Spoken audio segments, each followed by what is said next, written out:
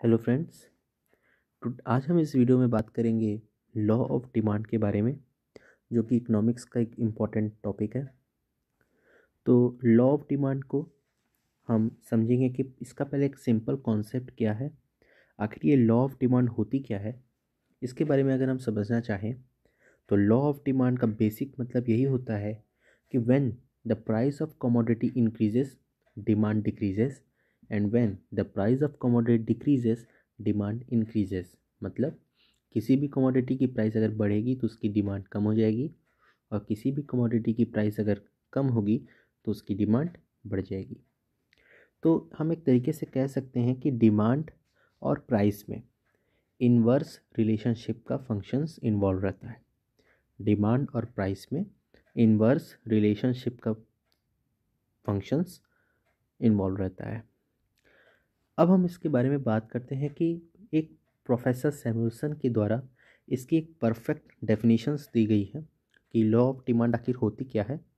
इसके बारे में हम समझ लेते हैं। तो आप नोट कर लीजिए, when the price of goods is raised less of it will be demanded, people will buy more at less prices.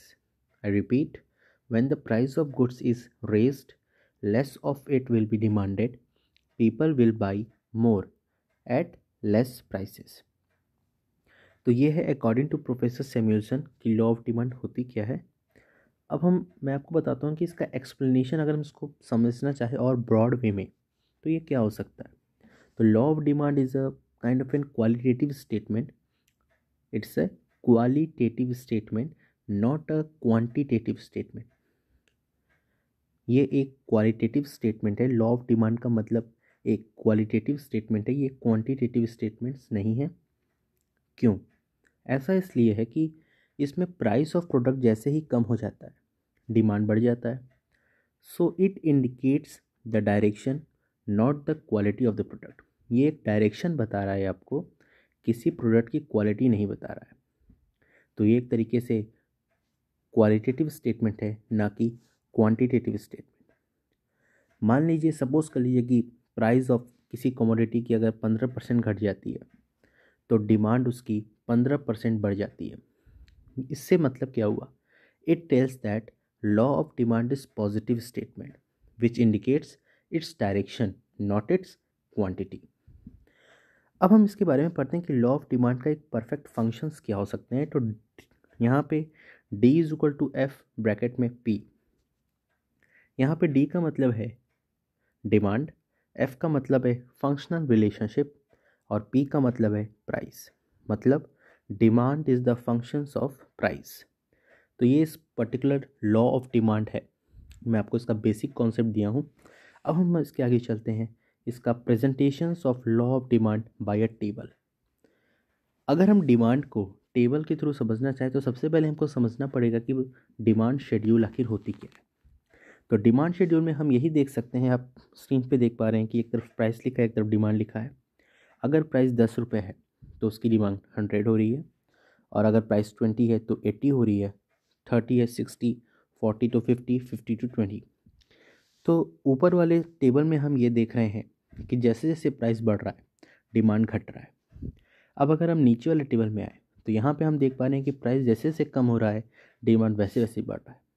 50 पे 20 डिमांड था, 40 पे 40 डिमांड हो गया, 30 पे 60 डिमांड था, 20 पे 80 डिमांड हो गया, 10 पे 100 डिमांड हो गया। तो मतलब कि इससे हम कह सकते हैं कि प्राइस और डिमांड पे एक अपोजिट काइंड ऑफ कनेक्शन होता है। मतलब कि जब प्राइस बढ़ती है डिमांड कम हो जाता है, और जब प्राइस कम होती है डिमांड बढ़ जाता है। तो ये हम कह सकते हैं कि ये एक प्रकार का डिमांड शेड्यूल है। अब इस डिमांड शेड्यूल को अगर हम ग्राफिकली प्रेजेंटेशन इसका करें तो हमको क्या मिल जाता है? हमको मिल जाता है डिमांड कर्व। आगे हम देखते हैं इसको। ये देखिए, जो मैंने अभी आपको पीछे टेबल दिखाया, अगर हम लोग इसको डायग्रामेटिकली स्टडी करना चाहें तो इस प्रकार से हम यहाँ पे स्टडी कर सकते हैं। यहाँ आप देख सकते हैं कि जैसे जैसे क्वांटिटी डिमांडेड 20 थी, अगर प्राइस 50 है तो क्वांटिटी डिमांडेड 20 है। प्राइस कम हो गई, क्वांटिटी डिमांडेड 40 हो गई। प्राइस 30 हो गई तो 60 लोग डिमांड करने लगे, 20 हो गई तो लोग 80 डिमांड करने लगे, 10 हो गई तो लोग 100 डिमांड करने लगे। इसको जब हम ऐसे से सही से मिला देते हैं, जब आप परफेक्ट ग्राफ शीट पे बनाएंगे तो ये लाइन आपको एकदम सीधी मिलेगी।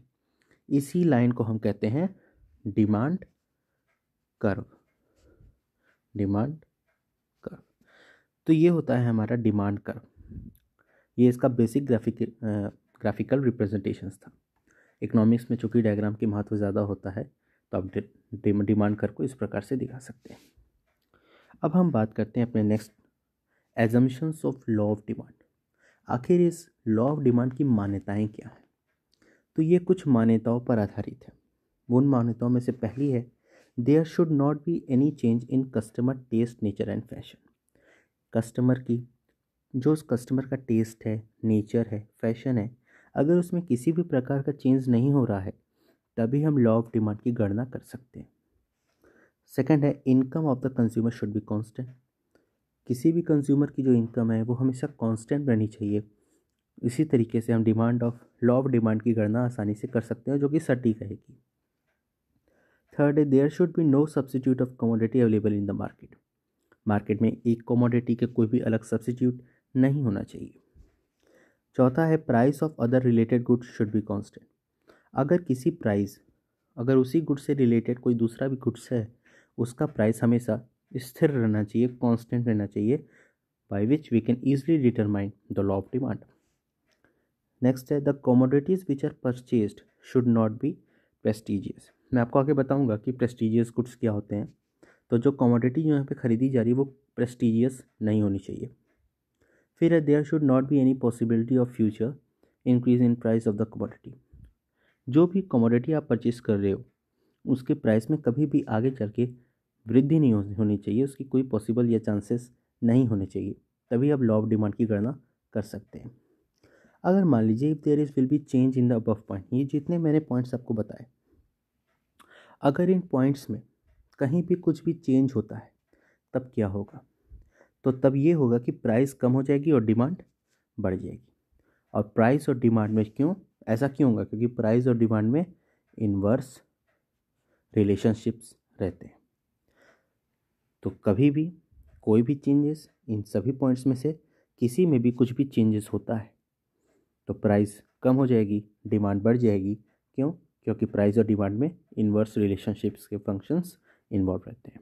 नेक्स्ट चलते हैं, reason for the application of law of demand, या हम कह सकते हैं why the demand curve moves from left to right. इसे समझते हैं।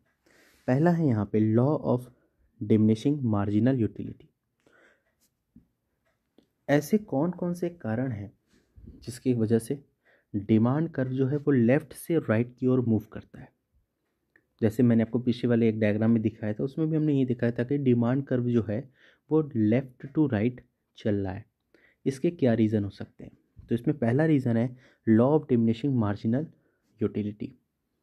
सपोज करिए when a customer pays for something, जब कोई कंज्यूमर किसी चीज़ के लिए पेमेंट करता है, then he tries that availability of marginal utility of that product should be equal to its price। मतलब वो यह ट्राई करता है, सोचता है और ये कोशिश करता है कि जो उससे मिलने वाली मार्जिनल यूटिलिटी है वो उस प्रोडक्ट की प्राइस के बराबर हो। when the producer has large number of stock then he receives marginal utility in reducing manner। कोई भी प्रोड्यूसर के पास जब ज़्यादा नंबर में स्टॉक रहेगा तो उसको मार्जिनल यूटिलिटी कम मात्रा में मिलेगी। इसी तरीके से likewise consumer demand higher quantity at lower prices. इसी वजह से कोई भी कंज्यूमर कम प्राइस पे ज़्यादा क्वांटिटी की डिमांड करता है और जैसे जैसे प्राइस बढ़ जाती है उसकी डिमांड घट जाती है। इसको हम कहते हैं law of diminishing marginal utility. Second है इनकम इफेक्ट। इनकम इफेक्ट का मतलब है when the consumer is consuming two types of commodity. When a consumer is consuming two types of commodity, so if a consumer incomes rises, अगर consumer की income बढ़ती है, then here suppose कर लीजिए level of satisfaction 100 level है, तो utilisation of cheaper goods कम कर देगा वो, क्योंकि इनकम बढ़ गई है, और यूटिलाइजेशन ऑफ कॉस्टलियर गुड्स वो बढ़ा देगा। और मान लीजिए अगर कंज्यूमर की कोई इनकम अगर कम हो गई है तब भी लेवल ऑफ सेटिस्फेक्शन उसका अगर 100 लेवल उससे चाहिए तो यूटिलाइजेशन ऑफ चीपर गुड्स बढ़ा देगा और यूटिलाइजेशन ऑफ कॉस्टलियर गुड्स कम कर देगा। यही है इनकम इफेक्ट। मैं आपको आगे बताऊंगा कि इनकम इफेक्ट किन किन प्रकार के होते हैं, 2 प्रकार के होते हैं, वो हम आगे डिस्कस करेंगे। थर्ड है यहाँ पे सब्स्टिट्यूशन इफेक्ट। सब्स्टिट्यूशन इफेक्ट का मतलब है when a consumer is consuming 2 types of commodity. जब कोई कंज्यूमर 2 तरीके की कमोडिटी का कंज्यूम करता है and suddenly once commodity price becomes high, और उसमें से किसी एक कमोडिटी की प्राइस जो है वो बढ़ जाती है, और एक कमोडिटी की प्राइस जो कंज्यूम करा वो बढ़ गई और दूसरे की कम हो गई, लेकिन उसके इनकम में नो चेंज हुआ, कोई भी इनकम में चेंज नहीं हुआ है, तो यहाँ पे क्या होगा?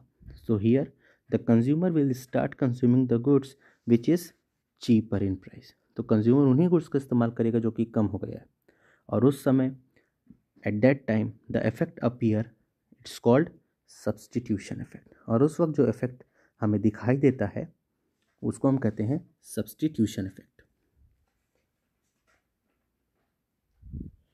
नेक्स्ट है मेरा change in consumer numbers. Change in consumer numbers, due to this, इस चेंज इन कंज्यूमर नंबर के कारण demand curve is slanting from top to bottom. वो ऊपर से नीचे की ओर झुकी हुई होती है। क्यों? डिमांड कर्व जो है वो ऊपर से नीचे की ओर झुकी हुई रहती है। क्यों? Due to this change in consumer numbers. ये एक ऐसा सिस्टम है जिसके कारण डिमांड कर्व ऊपर से नीचे की ओर झुकी हुई होती है। अब हम इसको समझते हैं कि एग्जांपल के थ्रू। सपोज कर लीजिए किसी कमोडिटी की जो प्राइस है वो 15 रुपीज़ पर यूनिट है।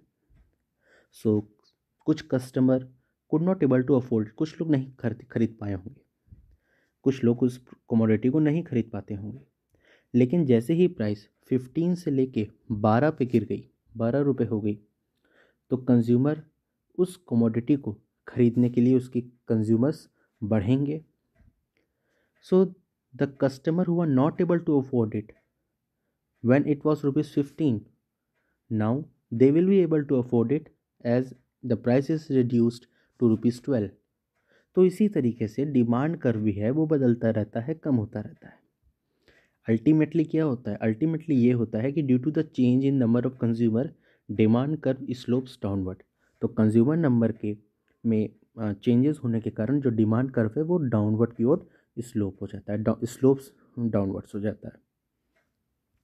अब हम बात करते हैं डिफरेंट यूजेस। डिफरेंट यूजेस का मतलब हो गया कुछ आइटम होते हैं which has is alternative uses, जिसके बहुत से यूजेस होते हैं। जैसे मान लीजिए इलेक्ट्रिसिटी हो गया, बिजली हो गया। इस समय मान लीजिए कि प्राइस कम हो गया, डिमांड कर्व बढ़ जाता है, और प्राइस अगर बढ़ता है तो डिमांड कर्व नीचे हो जाता है, कम हो जाता है। अब मान लीजिए इलेक्ट्रिसिटी का जो रेट है वो 6 रुपये है, but in the country there is lack of instruments happens and not able to make electricity. अगर किसी कंट्री में इंस्ट्रूमेंट के अभाव के कारण इलेक्ट्रिसिटी नहीं बन पा रही है, तो गवर्नमेंट क्या करेगी? गवर्नमेंट इलेक्ट्रिसिटी के दाम को बढ़ा देगी, 6 रुपये से 16 रुपये कर सकती है। तो इस सिचुएशंस में क्या होगा? इस सिचुएशन में एक्सट्रीम कंडीशन में ही लोग इलेक्ट्रिसिटी का यूज़ करेंगे, but there will be no effect on rich person. अमीरों पे कोई फ़र्क नहीं पड़ेगा, लेकिन पूरी दुनिया में सब अमीर ही नहीं हैं, कुछ गरीब भी हैं। तो लोग अपने आवश्यकताओं के अनुसार according to the need they will use. So different uses is also a cause of demand curve moves from top to bottom. विभिन्न प्रकार के यूजेस, डिफरेंट यूजेस के कारण भी एक डिमांड कर्व टॉप से लेके बॉटम में गिरा हुआ रहता है। लेकिन कुछ कंडीशन में, but in certain conditions it is happening that just opposite of this. कुछ कंडीशन में जस्ट इसका उल्टा हो जाता है। प्राइस बढ़ेगी तो डिमांड भी बढ़ेगी। जैसे मान लीजिए प्राइस बढ़ रही है और डिमांड भी बढ़ती चली जा रही है, तो ये इसका उल्टा हो गया। तो डिमांड कर्व जो रहेगा वो डाउनवर्ड से अपवर्ड भी हो सकता है, डाउनवर्ड से अपवर्ड भी हो सकता है, लेकिन ये केवल और केवल एब नॉर्मल कंडीशंस में ही होगा, नॉर्मल कंडीशंस में नहीं होगा। अब हम बात करते हैं, आगे चलते हैं इनकम इफेक्ट की। जैसा कि मैंने आपको पीछे बताया था कि इनकम इफेक्ट दो तरीके की होती हैं, तो अब हम इसको समझ लेते हैं कि इनकम इफेक्ट में जो दो तरीके के हैं वो क्या है। पहला है मेरा पॉजिटिव इनकम इफेक्ट। इसका मतलब क्या हुआ? इसका मतलब ये हुआ कि if the goods which are in consumption, जो गुड्स जो इस वक्त कंजम्पशंस में है उसकी अच्छी क्वालिटी है, तो इसका रिजल्ट्स क्या होगा कि उसके कंजम्पशंस लेवल में बढ़ोतरी होगी, बढ़ेगा। तो इससे क्या होगा? इससे हमारा जो डिमांड कर्व है वो हमेशा डाउनवर्ड से अपवर्ड रहेगा। जो हमारा डिमांड कर्व है वो डाउनवर्ड टू अपवर्ड रहेगा। फिर से समझ लेते हैं, if the goods which are in consumption, जो गुड्स इस वक्त कंजम्पशंस में है, अगर उसकी क्वालिटी अच्छी है तो इसका रिजल्ट यही होगा कि जो कंजम्पशंस के लेवल हैं वो बढ़ेंगे, और इसके कारण जो मेरा डिमांड कर्व है वो it will move from downward to upward, वो नीचे से ऊपर की ओर बढ़ेगा। इसको हम कहते हैं पॉजिटिव इनकम इफेक्ट। अब हम समझते हैं कि नेगेटिव इनकम इफेक्ट क्या है। नेगेटिव इनकम इफेक्ट का मतलब है here we identify good and bad quality goods. कौन से गुड क्वालिटी के गुड्स हैं और कौन से बैड क्वालिटी के गुड्स हैं। पर्सन, कोई भी एक पर्सन हैविंग हाई इनकम, किसी के पास अगर ज़्यादा इनकम है तो वो he will use the goods, it will be treated superior, तो हमेशा वो सुपीरियर गुड्स की ओर जाएगा। अगर उसकी इनकम ज़्यादा है तो वो सुपीरियर गुड्स को सेलेक्ट करेगा अपने इस्तेमाल के लिए। और जो good which is not in uses is inferior और गिवन गुड्स, मतलब और वो उन गुड्स का यूज़ नहीं करेगा जो कि इन्फीरियर हैं या गिवन गुड्स हैं। गिवन गुड्स, तो उन गुड्स का वो यूज़ नहीं करेगा। तो इसको हम कहते हैं निगेटिव इनकम इफेक्ट। अब हम बात करते हैं, मैं आपको यहाँ पे गिवन गुड्स की बात किया। गिवन गुड्स मैं आपको आगे आपको बताऊंगा गिवन गुड्स होते क्या है। नेक्स्ट हम पढ़ते हैं exceptions of law of demand, या कह सकते हैं हम कि can some demand curve float upwards. कुछ अपवाद भी हैं लॉ ऑफ डिमांड के, अगर लॉ बना है तो उसके कुछ अपवाद भी निश्चित रूप से होंगे ही होंगे। तो इसमें मेरा पहला अपवाद आ जाता है प्रेस्टीजियस गुड्स। प्रेस्टीजियस गुड्स मतलब कि गोल्ड हो गया, सिल्वर हो गया, जो कि रेयर है, जल्दी नहीं उपलब्ध होते हैं, दुर्लभ हैं, तो उसको हम कहते हैं प्रेस्टीजियस गुड्स। अब इसकी एक्सप्लेनेशन को ज़्यादा ध्यान से सुनिएगा। The person who are rich, the person who are rich are continuously purchasing the costlier goods. The person who are rich are continuously purchasing the costlier goods. महंगे गुड्स को अक्सर खरीदते रहते हैं। तो जैसे ही price of the costlier goods gets higher,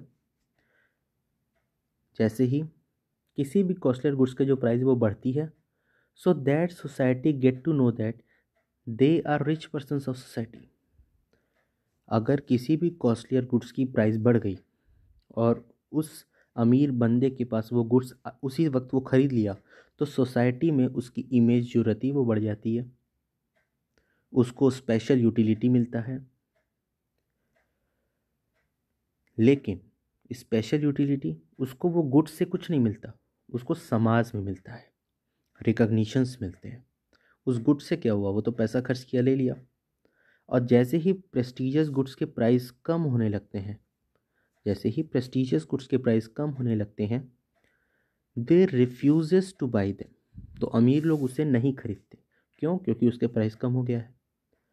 big क्यों क्यों नहीं खरीदते? क्योंकि अगर वो कम दाम, अगर प्रेस्टीजियस गुड्स का प्राइस कम हो गया और वो उस वक्त खरीद लिए, तो उनकी प्रेस्टीज को ठेस पहुंचती है। Because at that price common people can only by the product, क्योंकि घटी हुई प्राइस पे केवल कॉमन पीपल ही उस प्रोडक्ट को खरीद सकते हैं। और अगर अमीर लोग उस प्रोडक्ट को घटे हुए प्राइस पे खरीदेंगे तो उनकी प्रेस्टीज को काफ़ी हानि पहुंचेगी। नेक्स्ट है मेरा ignorance of consumer. Ignorance of consumer का मतलब हो जाता है, जैसे मान लीजिए समटाइम्स, कभी कभी due to illiteration we thinks that the product which are costly are excellent.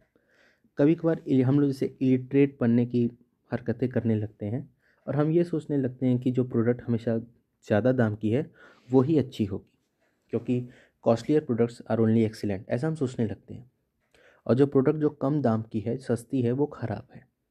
तो इस सिचुएशंस में क्या होगा, इस कंडीशंस में क्या होगा, कंज्यूमर की इग्नोरेंस की वजह से, वो ज़्यादा पैसा देगा अच्छे गुड्स को परचेज करने के लिए, और इसी तरीके से डिमांड जो है वो बढ़ने लगेगी। तो इग्नोरेंस ऑफ कंज्यूमर के कारण भी डिमांड जो है वो बढ़ती है। नेक्स्ट है मेरा नेसेसिटी। नेसेसिटी का मतलब है in this sometimes basic law of demand does not implemented. कभी कभार नेसेसिटी में जो बेसिक लॉ ऑफ डिमांड है वो इम्प्लीमेंट नहीं होता, because here every person purchase the necessary goods whether it's cost is high और लो। क्योंकि यहाँ पे सभी लोग हमेशा नेसेसरी गुड्स खरीदते हैं जो कि उनकी डेली की ज़रूरतें हैं, भले उसका प्राइस कम हो या ज़्यादा, वो बल्क में खरीदते हैं ताकि उन फ्यूचर में वो हमेशा उन गुड्स की शॉर्टेज से सेफ रहें। तो इसमें जो डिमांड कब रहेगी वो नीचे से ऊपर की ओर रहेगी, bottom to top, in increasing manner, बढ़ते हुए क्रम में रहेगी। तो ये है मेरा नेसेसिटी ऑफ गुड्स। नेक्स्ट आता है interest in specific brand. Interest in specific brand, जब भी कोई consumer, when any consumer starts consuming the product of any particular brand, कोई भी कंज्यूमर किसी पर्टिकुलर ब्रांड का प्रोडक्ट यूज़ करना शुरू करता है, चाहे उसकी कॉस्ट जो है उस स्पेसिफिक ब्रांड की बढ़े या कम हो, वो उसी प्रकार से उसकी प्रोडक्ट की डिमांड करता रहता है। इसके कारण जो डिमांड कर्व रहता है वो हमेशा नीचे से ऊपर की ओर बढ़ते हुए क्रम में रहता है। नेक्स्ट है स्मॉल गुड्स, छोटी वस्तुएं, मतलब द प्रोडक्ट या फिर कोई भी प्रोडक्ट या कोई गुड्स जो कि कंज्यूमर के द्वारा यूज़ किया जाता है वो यूजुअली छोटा होता है। जैसे कि वो स्पेंड कर सकते 1 रुपया अपने इनकम का, अगर 1 रुपया इस पर खर्च कर सके, जैसे कि सुई होगी, नीडल एग्जाम्पल के तौर पे, या कोई शर्ट का आपके बटन हो गया, या धागा हो गया, थ्रेड हो गया, तो वो कम कॉस्ट का होता है। तो इन चीज़ों पे अगर कंज्यूमर अपने छोटी part of income, small part of income spend कर रहा है, तो अगर इसका प्राइस बढ़ने भी लगे, तब भी उसी प्रकार से इन वस्तुओं की डिमांड की जाती है। ये एक इसका स्मॉल गुड्स है, एक्सेप्शन है, तभी उसी प्रकार से उसकी डिमांड की जाती है। इसमें भी डिमांड कर्व जो रहेगा वो हमेशा नीचे से ऊपर की ओर रहेगा, फ्रॉम बॉटम टू टॉप रहेगा। नेक्स्ट है पॉसिबिलिटी ऑफ प्राइस चेंजेस। इसका मतलब होता है when a consumer get to know that in future the price of product which he is using is going to increase. अगर आपको मान लीजिए पता चल जाए कि जो प्रोडक्ट आप यूज़ कर रहे हो उसका प्राइस परसों बढ़ने वाला है या कल बढ़ने वाला है, और people get to know that war between two countries, अगर दो कंट्री के बीच में युद्ध छिड़ गया हो, लड़ाई हो गई हो, या शुरू होने वाली हो, या अर्थक्वेक आने वाला हो, इस प्रकार का कोई भी चीज़, या नेचुरल कैलामिटीज़ आने वाली हो, अगर पता चलता है किसी भी कंज्यूमर को, तो वो क्या करता है, वो तुरंत सारे गुड्स को खरीदने लगता है, अपनी सारी नेसेसरी गुड्स को जमाने लगता है, अपने पास इकट्ठा करने लगता है। इसके कारण क्या होता है, जो प्राइस रहती है वो बढ़ जाती है, इसको जमाखोरी कहते हैं। सो डिमांड कर्व हमेशा इन केसेस में भी नीचे से ऊपर की ओर बढ़ता हुआ रहता है। लास्ट है मेरा गिफन पैराडॉक्स। गिफन पैराडॉक्स, इसका मतलब होता है कि एक अर्थशास्त्री थे जिनका नाम था सर रॉबर्ट गिफन। उन्होंने इस गिफन गुड्स का कॉन्सेप्ट दिया था। उन्होंने कहा था कि जो गिफन गुड्स हैं it will does not include in law of demand, ये लॉ ऑफ डिमांड में इंक्लूड नहीं किए जाएंगे, मतलब law of demand in goods पे अप्लाई नहीं होगा। क्यों? क्योंकि इनकम जो है हर एक पर्सन की वो बढ़ती है। जैसे जैसे इनकम एक पर्सन की बढ़ती है तो वो अच्छे प्रोडक्ट्स का इस्तेमाल बढ़ाता है और बढ़ाता है। लेकिन अगर price of inferior goods are low, then also consumer does not consume that good. अगर कंज्यूमर की इनकम बढ़ती है तो वो अच्छे प्रोडक्ट्स की डिमांड को बढ़ाता है, और जिन प्रोडक्ट्स की डिमांड अगर कम भी होती है, वो इन्फीरियर क्वालिटी की अगर है तो उससे वो नहीं खरीदता है, नहीं यूज़ करता है। तो पूरे विश्व में कंजम्पशंस ऑफ, मान लीजिए पोटैटो एंड फ्लैश, आलू और मांस, पोटैटो एंड फ्लैश, मान लीजिए पूरे वर्ल्ड में consumption of potato and flash होता है, तो एक आदमी क्या करता है, एक आदमी फ्लैश को अच्छा गुड्स, अच्छा प्रोडक्ट समझता है और आलू यानी कि पोटैटो को इन्फीरियर क्वालिटी का गुड्स समझता है। और जैसे जैसे उसकी इनकम बढ़ती है वो फ्लैश का कंजम्पशंस बढ़ाता रहता है। तो यहाँ पे गिफेन पैराडॉक्स का लॉ अप्लाई हो जाता है। तो ये थे कुछ एक्सेप्शंस लॉ ऑफ डिमांड के, जिसे हम कह सकते हैं कि exceptions of law of demand और can some demand curve float upward. इसके कुछ हमने आपको एक्सेप्शंस बताए: prestigious goods, ignorance of consumer, necessity, interest in specific brand, small goods, possibility of price changes and Giffen paradox. Next है मेरा determinants of demand. Determinants of demand काफ़ी important है, ये एग्जाम्स में भी पूछे जाते हैं। इसमें पहला है प्राइस ऑफ कमोडिटी। एक एक लाइन का समझना है बस, हमें ज़्यादा इसमें कुछ नहीं करना है, हमको बस पॉइंट्स समझना है और उसके बारे में इस कॉन्सेप्ट को समझ लेना है बस। प्राइस ऑफ कमोडिटी का मतलब होता है जैसे जैसे प्राइस कम होती है डिमांड बढ़ती है, और जैसे जैसे प्राइस बढ़ती है डिमांड कम होती है। ये इसका सिंपल सा कॉन्सेप्ट है। नेक्स्ट है इनकम। जैसे जैसे इनकम बढ़ती है डिमांड भी बढ़ती है, और जैसे जैसे इनकम घटती है डिमांड भी घट जाती है। नेक्स्ट है मेरा टेस्ट एंड फैशन। जैसे जैसे आपका टेस्ट एंड फैशन बढ़ता है प्राइस, जैसे जैसे आपका टेस्ट एंड फैशन बढ़ता है किसी भी गुड्स की प्राइस बढ़ जाती है, और जैसे जैसे आपका टेस्ट एंड फैशन कम होता है गुड्स की प्राइस कम हो जाती है। क्यों? क्योंकि डिमांड कम हो जाती है। और यहाँ पे आपकी टेस्ट एंड फैशन बढ़ रहा है तो डिमांड बढ़ रही है, डिमांड बढ़ेगी तो प्राइस भी ऑटोमेटिकली बढ़नी ही बढ़नी है। नेक्स्ट है आपका distributions of wealth. Distribution of wealth मतलब इक्वल डिस्ट्रीब्यूशन ऑफ डिमांड। अगर मान लीजिए डिमांड का जो है वो इक्वल डिस्ट्रीब्यूशन, हर जगह एक ही प्रकार से डिमांड बढ़ रही है और या फिर एक ही प्रकार से डिमांड कम हो रही है, तो ये भी एक तरीके से डिटर्मिनेंट्स ऑफ डिमांड के अंतर्गत आ जाता है। नेक्स्ट है मेरा पॉपुलेशन। अगर प्राइस बढ़ रही है तो डिमांड बढ़ रही है, और प्राइस अगर कम हो रही है तो डिमांड भी कम हो रही है। According it will depend according to populations also. Next है एडवर्टीजमेंट। अगर आप एडवर्टीजमेंट अच्छा कराएंगे तो आपकी डिमांड बढ़ेगी, अगर आप एडवर्टीजमेंट ख़राब कराएंगे, लो क्वालिटी कराएंगे, तो आपकी डिमांड भी लो हो जाएगी, कम हो जाएगी। नेक्स्ट है मेरा गवर्नमेंट पॉलिसी। अगर गवर्नमेंट परमिशन दे देती है बेचने के लिए गुड्स को तो डिमांड बढ़ जाएगी, और अगर गवर्नमेंट परमिशन नहीं देती है बेचने के लिए तो डिमांड्स कम हो जाएगी। नेक्स्ट है जियोग्राफिकल कंडीशन। इंडिया में क्लाइमेट की वजह से, क्लाइमेट जो है वो गर्म है तो यहाँ पे कोल्ड ड्रिंक की डिमांड ज़्यादा है, लेकिन फॉरेन में क्लाइमेट ठंडा है तो वहाँ पे कोल्ड ड्रिंक की डिमांड कम है। तो ये थे हमारे कुछ डिटर्मिनेंट्स ऑफ डिमांड। तो इसी प्रकार से मेरा ये demand of chapter law of demand खत्म हो जाता है। तो मैं आपको एक रिकैप दे देता हूँ कि हमने इसमें क्या क्या पढ़ा। पहले हमने देखा कि लॉ ऑफ डिमांड क्या होता है, इसका सिंपल कॉन्सेप्ट एक डेफिनेशंस के साथ। इसका डिमांड का हमने फंक्शंस पढ़ा। फिर हमने समझा कि डिमांड शेड्यूल क्या है, उसको किस प्रकार से आप ग्राफिकल रिप्रेजेंटेशंस कर पाएंगे। उसके बाद हमने assumptions of law of demand को समझा। फिर हमने reason for the application of law of demand, या हम कह सकते हैं कि why the demand curve moves left to right को समझा। इसके अंदर 5 पॉइंट को हमने समझा। फिर हमने देखा कि इनकम का इफेक्ट क्या आएगा लॉ ऑफ डिमांड में, पॉजिटिव या नेगेटिव इनकम इफेक्ट होता क्या है। फिर हमने देखा एक्सेप्शंस क्या है, अपवाद क्या है, क्योंकि किसी भी लॉ के अपवाद होना स्वाभाविक से तौर पे ज़रूरी होता है और लोग दे भी देते हैं अपवाद। फिर हमने देखा डिटर्मिनेंट्स ऑफ डिमांड क्या क्या होते हैं, और नेक्स्ट हम अगले किसी टॉपिक पे अगले वीडियो में डिस्कस करेंगे। Till the time, thank you for watching and do subscribe the channel to get all the latest updates. Thank you.